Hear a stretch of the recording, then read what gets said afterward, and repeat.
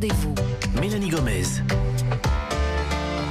Heureuse de vous retrouver dans Sans Rendez-vous, votre émission santé et bien-être. Nous sommes ensemble comme chaque jour de la semaine jusqu'à 16h. Avant de retrouver dans quelques minutes notre invité, le docteur Jean-Marc Hadda, avec qui on parle aujourd'hui d'épilation définitive. C'est le moment du bon conseil du docteur Jimmy Mohamed. Alors aujourd'hui, Jimmy, vous nous parlez de luminothérapie et notamment d'une étude menée par le psychiatre et neuroscientifique Pierre-Alexis Geoffroy qui a comparé la luminothérapie aux antidépresseurs dans la dépression sévère. Mais on ne sait pas déjà que la luminothérapie, ça peut aider dans la dépression ? Oui, et la première étude date de 1984 et on sait que la luminothérapie est plutôt efficace dans le traitement des dépressions saisonnières car elle vient de lutter contre la baisse de luminosité, mais ces traitements restent quand même sous-estimés et parfois, faut le reconnaître, un peu méprisés. D'accord. Et la luminothérapie, est-ce qu'elle est du coup efficace aussi dans cette étude, peut-être sur les dépressions sévères alors ? Oui, c'est une étude donc française menée par le CHU à Strasbourg qui a recruté 400 participants dans laquelle on compare luminothérapie contre antidépresseurs pour traiter les dépressions sévères.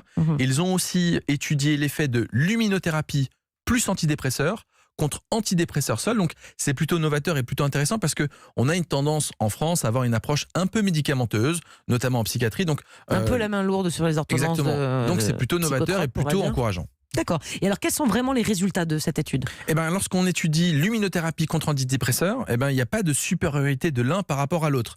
Ça ne veut pas dire qu'ils sont équivalents. Il faudra par la suite faire d'autres tests. Mais en tout cas, l'un n'est pas plus fort que l'autre. En revanche, on sait que luminothérapie plus antidépresseurs, donc les deux combinés, associés, et c'est significativement plus efficace que le traitement antidépresseur seul.